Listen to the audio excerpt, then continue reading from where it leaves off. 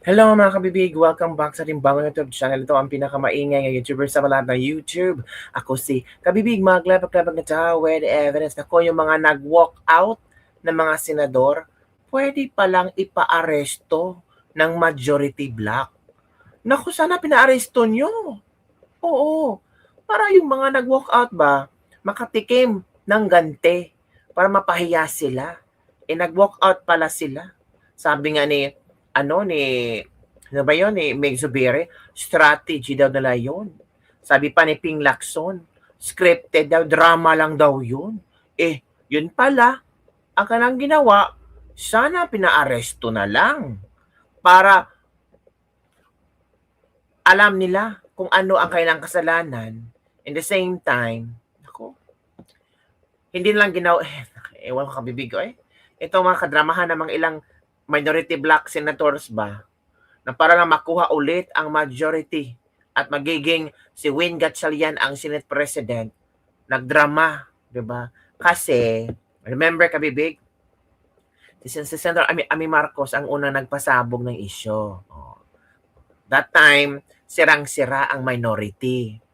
So, sa sunod na araw, sila ang nagdrama, nagpa-walk out para makukuha ng sentimiento ng mga netizen. Pero hindi mas lalo nakakasira sa kanilang imahe. Mas lalo sana kung pina-aresto sila, no? O eto kabibig ha, ito yung sinabi ni Senator Marcoleta na pwede palang ipa-aresto itong mga walkout king and queens. Ito. Alam niyo, sa tuntunin namin, pag pwede namin silang pa-aresto para bumalik eh. Ay, saan Hindi na? na kayo? Oo, nasa rule namin. Pero hindi na namin ginawa. Siyempre, mabigat po yun. Ano? Pero nasa rule namin. Kasi alam mo ang ginawa nila, umalis nga sila, nag-walk out. Naiwan si Tito Sen para siyang mag-question ng quorum. Yes. So, tingnan mo, okay. Quorum na. Bakit mo in-invoke whether or not we have a quorum? Alam mong mawawala ang quorum dahil umalis kayo. Ang quorum namin, Kuya Benny, 13. Opo, dapat. 13. So kung meron kaming, kung 11 kami noon, Opo. at sila naman ay siyam, Oho. o ilan yun? 20. 20. So, lagpas sa quorum. Yes po. Umalis ang siyam, Opo. 11 na lang kami, wala ng quorum. Oho. So, sa puntong questionan mo ang quorum, parang parang ikaw nang nanunuya sa amin eh. Kayo ang nagbigay ng kondisyon para mawala ang quorum, kasi questionin mo yung quorum. Oo nga. So, nagalisan sila may lahat. bad faith dito eh. Oho. Hindi ganun ang remedyo ng parliamentary body. Hindi po ganun. Kailangan harapan po yun. Tapatan po ng pagpapaliwanagan sapagkat ang kinakailangan pong makinabang at taong bayan. Alam niyo sa tuntunin namin, Nasa rules pala na pwede silang ipa-aresto ang mga nag-walk out. Sana pina-aresto nyo na, para lalo silang mapahiya sa kanilang ginawa. Yung kadramahan na strategy, drama, ay, nako, sana ay pina-aresto nyo Marcoleta. Mas marami yatang, tawag dito, mas maraming maging masaya sa gagawin nila na maano ba, yung ito.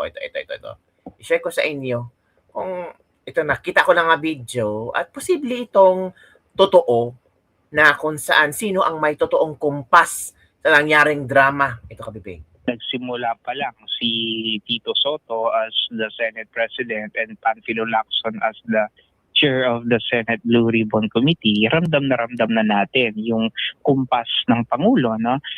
Kung paano talaga nailihis ang investigasyon, kung paano pinagtakpan yung mga dapat sana ay makasuhan. Bagamat sinasabi po ng palasyo na wala pong kapangyarihan o hindi baga itong nangyayari ngayon dyan sa Senado, Prof, ay wala pong hindi hawak o nasa jurisdiction ng Pangulo ang mga nangyayari dyan po sa Senado, lehislatura, kumbaga.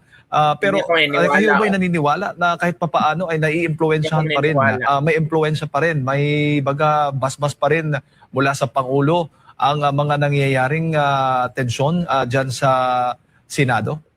Well, hindi po pwedeng wala, no?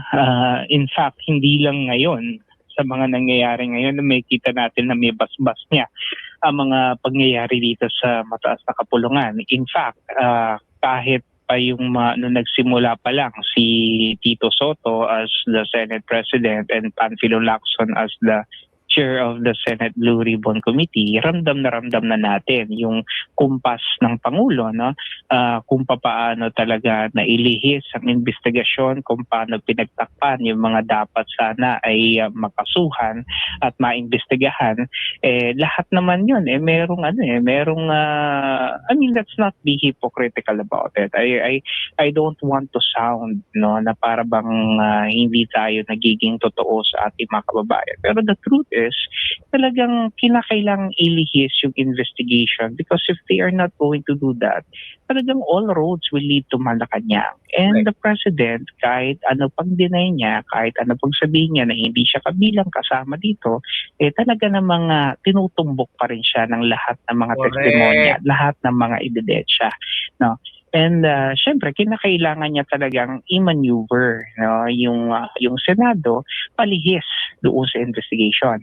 At ngayon naman, nahiraramdaman na natin yung maneuvering dahil nga sa dalawang bagay, no? Itong napipintong impeachment, pagsimulang impeachment, at yung pagre-reopen ng Senate Blue Ribbon Committee investigation ng flood control. So, syempre, kinakailangan niyang siguruhin, na magkakaroon talaga ng maayos na impeachment proceeding at yung botohan sa impeachment, no, later on. Kaya nga, this early, sinisiguro ng ombudsman, no, na yung mga senator judges na sangkot sa flood control makasuhan, no.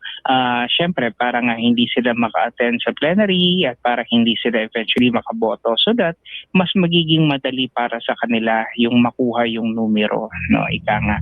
And very very obvious, you don't need to be a rocket scientist, not even a genius, para makita yung orchestration na ginagawa ng pamahalaan natin. And nakakalungkot lang dahil itong mga minority senators, no, na supposedly matatagal na naman sila sa kanilang mga panunungkulan bilang mga senador, hinahayaan nila yung sarili nila na magamit nito ni Marcos sa kanyang agenda, no. And I don't know kung ano ang dahilan. I don't know also kung ano ang mga incentives kung meron man na inoffer sa kanila. Pero I mean, you don't necessarily have an independent minded person succumb entirely to your will kung wala talagang matitindi na mga incentive mechanisms, So that is something na maari talaga nangyayari behind closed doors. Mm-mm.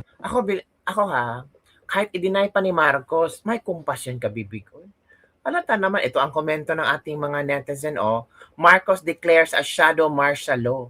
Mismo, mababanggit kasi sa mga names nila, boy, at least high na high ang Pangulo. Sa sunod na survey, yan, negative 15 na yan, 5 negative. Malinaw ang paglihid sa isyu ng flood control. Ito na naman tayo, paparating na ang tag-ulan. Pilit nyo po paitago ang lahat. Which is true naman, kabibig. Pilit lang tinatago ang lahat ng istorya. Diba? Ito kabibig ha. May ipapakita akong video sa inyo na kung saan si BBM ay talagang nagsalita hinggil sa nangyaring kaguluhan sa Senado. And BBM, alam mo na naghugas kamay na naman. Ito. I watched with horror. This is the Senate, that the Senate has become this. I look at my other fellow senators. Madalas kaming nagtitinginan ni E.S. Ralph. Ganito ba tayo? Ganyan ba tayo nung senador tayo? Meron ba tayong ganyan na ginagawa? Hindi tayo ganyan. Ano nangyari? Yung Senado hindi na kagaya nung panahon natin. Dahil personalan na Naging personal, ang babaw na ng usapan. Dahil ang kwento ko na, yun na nga kwento na, meron mga senador na pagka meron kami pinag-uusapan na sa trabaho, hindi kami nag-agree talaga. At saka tatayo, mag-interpolate, at saka yung interpolation talagang mabigat, at saka well-studied and no holds barred interpolation. Wow. Pero after pag-upo namin, magkakape naman kami, kakain kami ng magkasabay. Hindi personal. It's about work. It's not about personalities. Nagbago Nagbago na daw kabibig. Ito ang komento ng ating mga, how about the horror sa Malacanang? Lakas ng tama nito from April P. Bangag naman. Tigas ng mukha, kagawan mo yan. Dahil yan sa maleta mo, from Ronald Joseph Basi. Sarap talaga pagkigang paano nangyari. From Jason. Ito pa kabibig.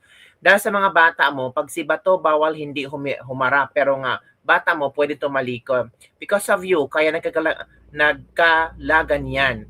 Sa iyo ang nagsimula. Dahil banga ka naman ngayon. Halatang walang alam. Tungod na sa imong pagdumala o wala kay ligasiya. Ingon si Mayor Basti. Wala kwentong maleta, the legacy of paano nangyari. Hala, grabe. The legacy of paano nangyari, mga kabibig. Paano yan? Ay parang lang paano nangyari, di ba? Ito si Attorney Rowena Guanzon. Nako, si Attorney Rowena Guanzon planong tumakbong senador. Bubutuhan niyo ba, kabibig? O ito, kabibig, panoorin si Attorney Rowena Guanzon. Pag walkout itong minority, wala nang magagawang batas eh. Tama. Di ba ano pa dyan?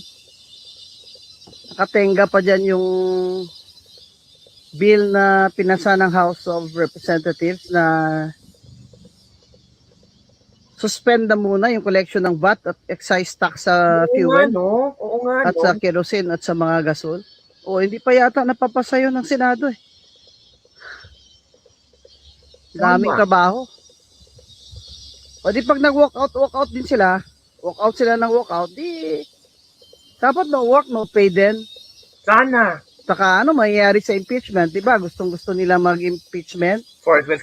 Kasi gustong-gusto nila ma-impeach si VP Sara. O di, pag walkout sila ng walkout, di wala rin. Di ba? We have a Senate na binoto ng tao. Wala na pala tayong representasyon dyan ngayon. Yan ba gusto nyo? Kaya, kakaiba itong nangyayari sa atin ngayon dahil sa political divisiveness. Correct. Kung tutuusin mo talaga, kung may mabuti kang kalooban, ano naman po ang masama? Kung ang senador ay habang wala siya dyan, kung naka-PH siya o may karamdaman siya o may death in the family, may mga emergency siya na personal sa kanya. Ano naman po ang masama doon kung hayaan nyo na lang siyang bumoto? Correct. Kasi noon, minungkahi din naman ni Kiko Pangilinan yan eh. Na si Leila de Lima ipavote habang nasa jail. Saka kung talagang tutuusin mo ano bang mawala sa inyo? Wala namang mawala, di ba? Kasi politika nga. Politika ng politika. Kaya gusto nila sila majority. Di ba? Tama si Attorney Rowena Guanzon, wala namang mawawala. Di ba? What if sa minority may magkasakit? What if sa minority merong makasuhan? Oh, paano yan? Di ba? Magbubumara ang lahat mga ginagawa niyo. Di ba? Sa Senado nga, sabi ni Congressman Eresi na nagawa din yan yung pagbotohan ng impeachment ni VP Sara. Bakit sa Senado hindi pwede? Ay, nako, politika nga, kabibig. It's all about politics. Yun ang sinasabi ng tao. Pag hindi ka ka-team ng mga bangag, natural, titigisin ka, tutugasin ka, hanapan ka ng mali. Si Senator Alan Peter Cayetano nga pakakasuhan dahil sa nangyaring gulo sa Senado. Kung ano-ano lang naisip nila para sa mga majority black senators. Sa ginagawa nila, akala ba nila masisira ang pangalan ng majority black? Parang hindi.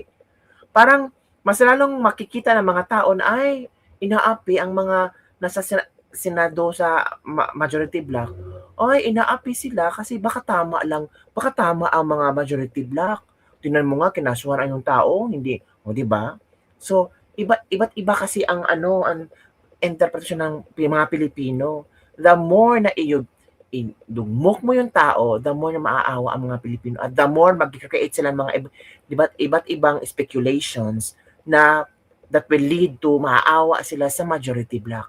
Kayo lang ang gumawa na magalit ang mga tao sa inyo, yung mga nagkaso sa mga majority black. Itong minority black na drama, akala na makakuha sila ng sentiments ng mga tao. Hindi. Mas lalo kayong nalugmok. Yun lang kabibig. Sana pina-arresto na lang kasi nandyan pala sa rules, sa Senado, sa Senate na pwedeng ipa-arresto ang mga nag-walkout. Sana pina-arresto na lang, no? Para kasi gusto na ng drama, lubos-lubosin na lang ang drama. Yun lang kabibig. Bye everyone. See you next time.